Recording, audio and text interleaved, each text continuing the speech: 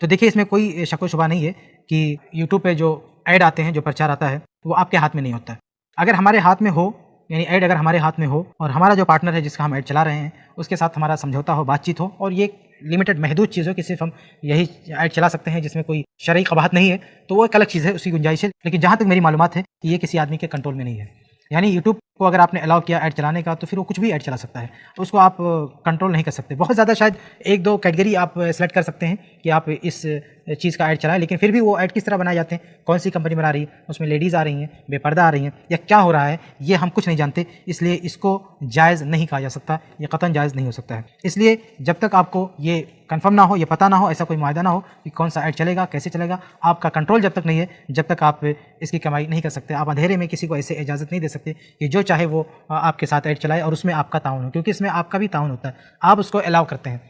तो ये अल्लाह ताला ने कहा वला ताअवनु अलल इस्मि वल उद्वान, कि गुनाह पर और सरकशी पर किसी का ताउन मत करो। तो अगर आप उनको अलाउ करते हैं ऐड चलाने का, तो गोया कि आप उनके साथ ताउन कर रहे हैं और ये जायज़ नहीं है, ये जायज़ कमाई नहीं होगी। अलबत्ता मैंने आपके सामने वाज़ेह कर दिया कि अगर ऐसी कोई तरतीब निकलती है, ऐसी कोई बात बनती है कि यूट्यूब अगर ऐसी कोई स्कीम आपको देता है कि आप उसमें महदूद कर सकते हैं या ऐड चलाने वालों से बात कर सकते हैं, उनके साथ आपका कोई एग्रीमेंट हो सकता है, तो ठीक है। वरना फ़िलहाल जो तरीका सामने है और फ़िलहाल जहाँ तक मुझे मालूमात है उस पर ऐड चलाने की कोई शरई गुंजाइश नहीं है। देखिए उसमें यूट्यूब पर अगर आप कोई चैनल वगैरह अपना बनाते हैं तो यूट्यूब में होता है कि उस पर आप एडवर्टीज़मेंट उस पर आएंगे और उनका आपको उसकी कमाई भी होगी। सही बात यह है कि उस कमाई में कौन से चैनल और कौन से एडवर्टीज़मेंट आएंगे आपको नहीं मालूम। और अक्सर जो उसमें होता है सूद, शराब, फिल्में और इस तरह की चीज़ें होती हैं, तो ज़्यादा उसमें जो है ख़बीस ही है। लिहाजा मैं नहीं समझता मुनासिब, और उलमा से आप पूछ सकते हैं, इल्ला ये कि आप वाकई उसमें इंतखाब आपके पास हो कि किसी वाकई सही चीज़ का एडवर्टीज़मेंट, लेकिन आपके पास क्या इख्तियार है, आपके पास कोई इख्तियार नहीं है। तो आपके चैनल से आपका मसलन लाइव दर्स होने वाला है और फ़लाँ शेख का हलाल व हराम पे दर्स होगा और उससे पहले एडवर्टीज़मेंट आ रहा है फिल्मों का, शराब का और इस तरह का और यानियत के साथ में, तो आप यानी सोचने की चीज़ है कि दोनों मुतज़ाद चीज़ें हैं, तो ये मुनासिब नहीं है। मेरे भाई, सबसे पहली बात तो आप ये याद रखें कि यूट्यूब की अपनी कोई कमाई नहीं होती। यूट्यूब पर जो लोग चैनल्स वगैरह शुरू करते हैं और उससे जो उनकी कमाई होती है वो असल में उस पर आने वाले जो एड्स होते हैं, जो इश्तिहारात होते हैं, उनकी कमाई होती है। तो अब ये सवाल पैदा होता है कि ये जो इश्तिहारात हैं इनकी कमाई क्या जायज़ है? तो ये बात याद रखें कि इन इश्तिहारात से होने वाली कमाई जायज़ है कुछ कंडीशंस के साथ, कुछ शराइत के साथ, जिसमें सबसे पहली शर्त यह है कि आप जिस कंपनी के इश्तिहार के ज़रिए आपकी कमाई हो रही है, मिसाल के तौर पर यूट्यूब के ज़रिए आप कमा रहे हैं, तो यूट्यूब के साथ आपका जो इश्तराक हुआ हो, यूट्यूब के आप जो मेंबर बने हों, तो कोई फ़ीस दे करके ना बने हों। अगर फ़ीस दे करके, मेंबरशिप दे करके कोई फिर आपको अपना इश्तिहार दिखा रहा है तो फिर वो ट्रांजैक्शन सही नहीं माना जाएगा, वो इश्तराक फ्री होना चाहिए। दूसरी चीज़ ये है कि जो कमीशन उस इश्तिहार पर, उस ऐड पर मिल रहा हो, वो कमीशन फ़िक्स हो, तयशुदा हो। और तीसरी कंडीशन ये है कि वो इश्तिहार, वो एडवर्टीज़मेंट किसी हराम चीज़ पर, किसी गलत चीज़ पर मुश्तमिल ना हो। उसमें एक तो ये कि जिस प्रोडक्ट का वो ऐड हो रहा हो वो प्रोडक्ट हराम ना हो, और फिर वो ऐड किसी हराम चीज़ पर मुश्तमिल ना हो। क्यों? इसलिए कि अगर वो हराम चीज़ पर मुश्तमिल होगा तो वो ताआवुन अलल इस्म में शामिल हो जाएगा, गुनाह पर एक दूसरे की मदद करने में शामिल हो जाएगा। अल्लाह तबारक व तआला ने सूरतुल माइदा की आयत नंबर 2 में फरमाया वला ताआवनु अलल बिर्रि वत्तक़वा वला ताआवनु अलल इस्मि वल उद्वान, कि नेकी और तक़वा के कामों में एक दूसरे की मदद करो और गुनाह और ज़ियादती के कामों में एक दूसरे की मदद मत करो। इसी तरीके से प्यारे नबी सल्लल्लाहु तआला अलैहि वसल्लम ने फरमाया, सही मुस्लिम की 483 नंबर की हदीस है, मन दआ इला हुदन कान लहू मिनल अजरी मिस्ल उजूरी मन तबिअहू, जो हिदायत के किसी काम की तरफ लोगों को बुलाए तो जितने लोग उसको फॉलो करेंगे, जितने लोग उसकी इत्तिबा करेंगे, उन तमाम लोगों के बराबर उसको अजर मिलेगा। ला यनकुसु ज़ालिका मिन उजूरिहिम शैया, और उसके जो फॉलोवर्स होंगे उनके अजर में कोई कमी नहीं की जाएगी, उनको पूरा अजर मिलेगा और उनके बराबर इसको भी मिलेगा जिसने उस हिदायत की तरफ लोगों को बुलाया। वमन दआ इला ज़लालतिन, और जिसने किसी गुमराही के काम की तरफ बुलाया, काना अलैहि मिनल इस्मि मिस्लु आसामि मन तबिअहू, तो उसके ऊपर उसका तो गुनाह होगा ही होगा, और उसके जितने फॉलोवर्स होंगे उस गुनाह के काम में, उसकी पैरवी करने वाले जितने लोग होंगे, उन सब का गुनाह भी उसको मिलेगा। ला यनकुसु ज़ालिका मिन आसामिहिम शैया, उनके गुनाह में कोई कमी किए बगैर। दूसरी बात यह कि आज के दौर में बहुत सारे दीनी तकरीरों और इस्लामिक लेक्चर्स के भी जो चैनल्स हैं उन पर भी एड्स आ रहे हैं। अगर शरई नुक्ते नज़र से देखा जाए तो ये नामुनासिब बात है कि कुरान और सुन्नत के ऐड के दौरान किसी किस्म का ऐड आए, तो वो जो है कुरान और सुन्नत की तकरीर हो रही है, लेक्चर हो रहा है, उसके दौरान ऐड आ रहा है, तो एक किस्म का खलल भी, बीच में रुकावट भी पेश आ रही है। और फिर जो है मौजूदा वक्त में यूट्यूब के ऊपर जो एड्स आते हैं, आप उनकी कैटेगरी तो तय कर सकते हैं कि भाई वो हराम कैटेगरी के ना हो, लेकिन आप ऐड नहीं तय कर सकते कि ऐड किस टाइप के आएँ। तो ला महाला जो है, आप देख लीजिए हमारे मुल्क में जितने भी यूट्यूब चैनल्स हैं उन पर जो एड्स आते हैं उसमें म्यूज़िक शामिल होता है, उसमें ख़वातीन की तस्वीरें शामिल होती हैं। लिहाजा इस तरीके के चैनल्स बनाना और उनके ऊपर ऐड के जरिए कमाई करना ये सही और मुनासिब नहीं कहा जा सकता है। इस कमाई को सही नहीं कहा जा सकता है, इससे बचना ही ज़्यादा बेहतर और औला है। और अगर इसको हम यानी कुल्लियतन अगर हराम ना भी कहें, अगर कोई ये कहे कि प्रोडक्ट हलाल है तो उसका इश्तिहार कैसे हराम हो सकता है, तो कम से कम मुश्तबा चीज़ों में तो ये शामिल है, इसलिए इससे परहेज़ करना ये ज़्यादा बेहतर है। फेसबुक पर इस्लामी वीडियोस के ज़रिए पैसा कमाना कैसा है, जबकि पैसे हमें वीडियो इश्तिहार लगने की सूरत में मिलते हैं और इश्तिहार किसी किस्म का भी हो सकता है। बाज़ दफ़ा आयात की तिलावत के दौरान ख़वातीन का इश्तिहार आ जाता है। ये कैसी दावत है जिसमें आप लोगों को साथ जो है वो फहाशी और यानी भी दिखाते हैं? ये कैसी दावत है? दावत का तो असल मकसूद ये है कि दुनिया बुराई से रुके, और आप तो वही काम करना चाह रहे हैं कि जो कब्र का तवाफ़ कर रहा हो तो 2 चक्कर खुद लगाओ, फिर कहो आओ फिर आप दीन की बात कर रहे हैं। अगर इस तरह के इश्तिहारात आते हैं तो ऐसे काम में किसी मुसलमान को शरीक नहीं होना चाहिए। तो अगर जो है वो शर्त उसके साथ लगा लें कि ऐड ज़रूर दीजिए आप, लेकिन मेरे जो है इस वीडियो के ऊपर इसी किस्म का ऐड होना चाहिए, दूसरा नहीं होना चाहिए। तो अगर जायज़ है तो कोई हर्जा नहीं, ले सकता है। लेकिन अगर नाजायज़ है, इसकी जैसे 5 चीज़ें हैं, जाहिर बात उस चीज़ हराम है और नाजायज़ बात। व्हाट आई फील, यूट्यूब पर अर्निंग करना एडसेंस के थ्रू, जो एडवर्टीजमेंट आते हैं गूगल एडसेंस के through, according to me it is हराम। अकॉर्डिंग टू मी ये हराम है, क्योंकि उसमें ऑलमोस्ट ऑल दी एड्स जो आते हैं वो हराम होते हैं।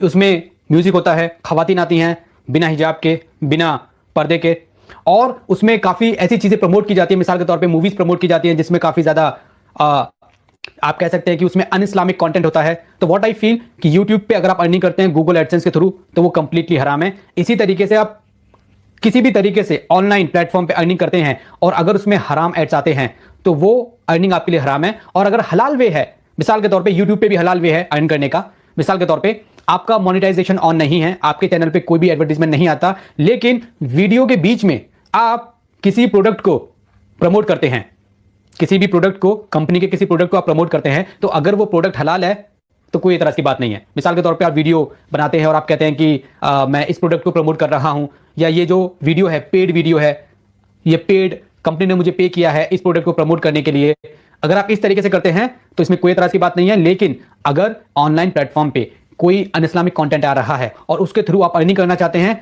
तो वो अर्निंग हराम है।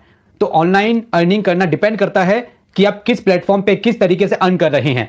तो इसका कोई एक आंसर नहीं है कि सारे ऑनलाइन प्लेटफॉर्म हराम है, या ना आप ये कह सकते हैं कि सारे ऑनलाइन प्लेटफॉर्म हलाल है। ना आप हराम बोल सकते हैं, ना आप हलाल बोल सकते हैं। जिस भी सोर्स से, जिस भी प्लेटफॉर्म से आप अर्न करना चाहते हैं उसको देखना पड़ेगा, उसको समझना पड़ेगा, उसके बाद ही रूलिंग दी जा सकती है। The second question, earning from ads on YouTube and Facebook is possible but very difficult, because to monitor ads are difficult. You can say, okay, I don't want ads of alcohol, I don't want ads of pork, but you cannot say I don't want ads in which ladies are coming. Ladies are coming without hijab. You cannot say that. It becomes difficult. But there are certain Islamic organizations that approached me and they said that we are doing a certain method in which we can monitor it and we want to give ads which are Islamic.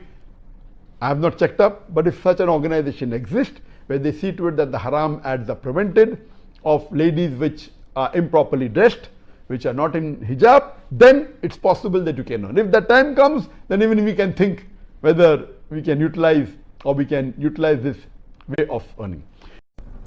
Starting a YouTube channel, it is easy. Also, starting a YouTube channel that is halal, it is easy. But we have to see to it that it is within the purviews of the Islamic Sharia. We should not break any rules of the Islamic Sharia. And coming to a question regarding earning money through YouTube. Earning money through YouTube, it is very easy if your channel is popular. Earning halal money through YouTube, it is very difficult, because you have to abstain from everything that is haram. And one of the main ways of earning money through YouTube, it is through the ads. And you have profit sharing along with YouTube. Sometimes 60% goes to YouTube, 40% to the user, sometimes 50-50, depending upon the popularity of the person and depending upon the popularity of the channel. So if you start a YouTube channel, the ads that come on that channel, it should be halal. It should not involve in anything that is haram. More than 95% of the ads on YouTube, they involve something that is haram. They will either have women without hijab or they have music. So you should abstain from all the things that are haram, and especially these two things, because majority of the ads, they have either women without hijab or they have music.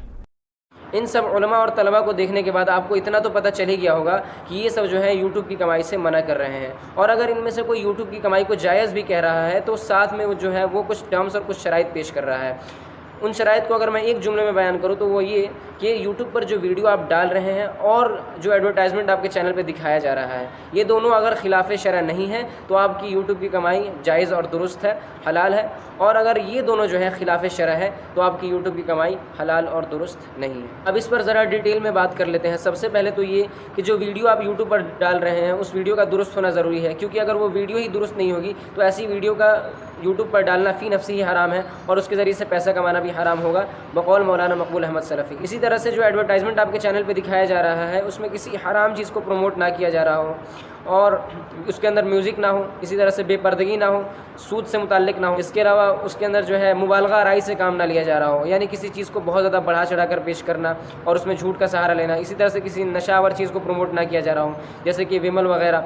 इसी तरह से शिरकिया अमल ना हो उसके अंदर कोई। इसके अलावा और भी बहुत सी चीज़ें हैं। अब ज़रा यूट्यूब की मौजूदा हालत पर बात कर लेते हैं। यूट्यूब की मौजूदा हालत ये है कि चैनल मोनेटाइज करने के बाद जो एडवर्टाइजमेंट दिखाया जाता है उसमें से 90% तो तकरीबन म्यूज़िक और बेपर्दगी से ही खाली नहीं होता है।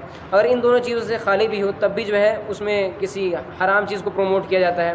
अगर किसी हराम चीज़ को प्रमोट नहीं भी किया जाता है, किसी हलाल और जायज़ चीज़ को प्रमोट किया जाता है, तो उसमें भी जो है मुबालगा राई और झूठ का सहारा लिया जाता है। इन सब चीज़ों को देखते हुए एक तरह से कहा जा सकता है कि अब के टाइम में यूट्यूब से एडवर्टाइजमेंट के ज़रिए से पैसा कमाना बहुत मुश्किल है, एक तरह से नामुमकिन है। कुछ लोगों ने वीडियो बनाया है कि यूट्यूब पर हलाल कमाई हो सकती है और उस वीडियो में उन्होंने ये दिखाया है कि गूगल एडसेंस में जाकर के आप कुछ एड्स को ब्लॉक कर सकते हैं जो आपके चैनल पे आते हैं, तो वहाँ जाकर के आप जो है खिलाफ शरअ एड्स को ब्लॉक कर दें। लेकिन उन लोगों को पता होना चाहिए कि उन ऑप्शंस में कहीं पर भी ये मौजूद नहीं है कि आपके चैनल पर कोई भी बेपर्दा औरत नहीं आएगी। इसी तरह से आपके चैनल पर कोई भी म्यूज़िक बिल्कुल भी नहीं दिखाया जाएगा। इस तरह के ऑप्शंस वहाँ पर कहीं भी मौजूद नहीं है, जैसा कि डॉक्टर जाकिर नाइक ने बताया। इसके अलावा भी ख़राबी ये है कि अगर किसी जायज़ चीज़ को भी प्रमोट किया जाता है तो उसमें भी मुबालगा राई से काम लिया जाता है, उसको बढ़ा चढ़ा कर दिखाया जाता है, उसमें झूठ का सहारा लिया जाता है। इसके अलावा और भी बहुत सी खराबियाँ हैं। यूट्यूब पर हलाल पैसा कमाने का एक तरीका ये है कि किसी कंपनी के हलाल और जायज़ प्रोडक्ट को आप खुद से प्रमोट कर दें, तो इस तरह से जो है आप पैसा कमा सकते हैं, जैसा कि इमरान भाई ने बताया। लेकिन एडवर्टाइजमेंट के ज़रिए से यूट्यूब पर पैसा कमाना ये जो है कहीं से दुरुस्त नहीं होगा। कुछ लोग हैं जो इसको सही कहते हैं। इंशाअल्लाह अगली वीडियो में मैं उन्हीं के बारे में बात करूँगा। एक बात हमें हमेशा याद रखनी चाहिए कि कमाई का हलाल होना बहुत ज़रूरी है। अगर कमाई हलाल नहीं होगी तो जितना चाहे आप सजदे में सर रगड़ते रहिए, आपकी इबादतें जो हैं अल्लाह के नज़दीक मकबूल नहीं हैं।